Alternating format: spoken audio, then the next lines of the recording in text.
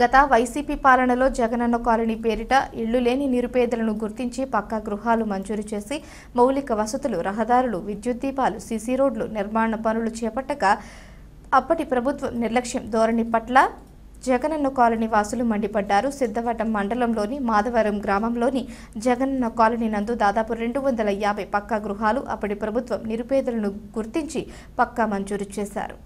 నాటి నుంచి నేటి వరకు కాలనీ వాసులకు ఎటువంటి మౌలిక వసతులు కల్పించక రాత్రి వేళల్లో విష పురుగులు సంచరిస్తూ ఉండడంతో బిక్కుబిక్కుమంటూ కాలం గడుపుతున్నామని, పలు రహదారుల్లో ముళ్లపొదలు అలుముకుపోయి రాత్రి వేళల్లో వన్యప్రాణులు సంచరిస్తూ ఉండడంతో పిల్లలు భయభ్రాంతులకు గురైపోతున్నారని కాలనీ వాసులు తెలిపారు. విద్యుత్ దీపాలు, సీసీ రోడ్ల నిర్మాణాలు చేపట్టాలని, ఎవరైనా మృతి చెందిన దాన సంస్కారాలకు శ్మశానం కూడా లేని దుస్థితి ఏర్పడి అవస్థలు పడుతున్నామని అధికారులు కాలనీలో పర్యటిస్తే మా బాధలు తెలుస్తాయి అంటూ ఆవేదన వ్యక్తం చేశారు. దేవరా కలెక్టర్ గారికి నమస్కారం. నా పేరు బిట్టా వెంకట సుబ్బయ్య. మేము వన్మాధరం గ్రామ పంచాయతీ వారసులం. మాకు ఇల్లు లేక అనేక సంవత్సరాలుగా బాధపడుతూ ఉంటే జగన్ ప్రభుత్వం వారు 26/2 సర్వే నెంబర్లో రైల్వే కట్టకు దక్షిణ భాగంలో మాకు ప్లాట్లు ఏర్పాటు చేసి గ్రామ గృహాలను 280 గృహాలను మంజూరు చేసి సుమారు 20 కోట్ల పైన ఖర్చు పెట్టి గృహాలన్నీ ముక్కలు భాగం పూర్తి చేసి ఉన్నారు. దగ్గరగా మాకు సరైన దారి లేదు. రైలు కట్ట కింద చూము కింద నీళ్ళు వచ్చి రాను పోను చాలా ఇబ్బందులు పడుతున్నాము.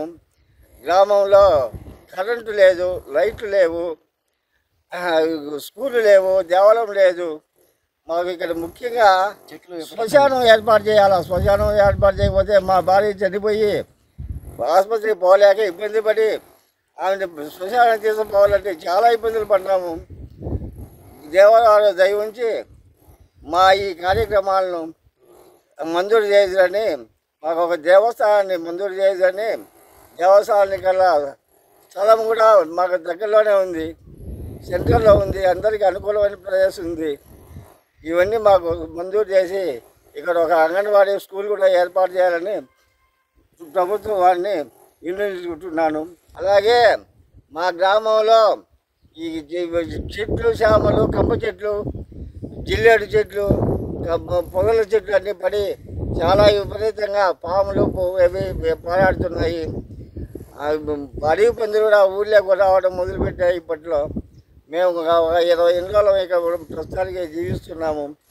ఈ కాలనీ రోడ్లు అవి పూర్తి చేస్తే, ఈ హైవే రోడ్డు కూడా వస్తే మొత్తం ఊరు 280 గృహాలు వాడుకలోకి వచ్చి వాడుకల బాధ తప్పి నుండి బాగుపడతాము.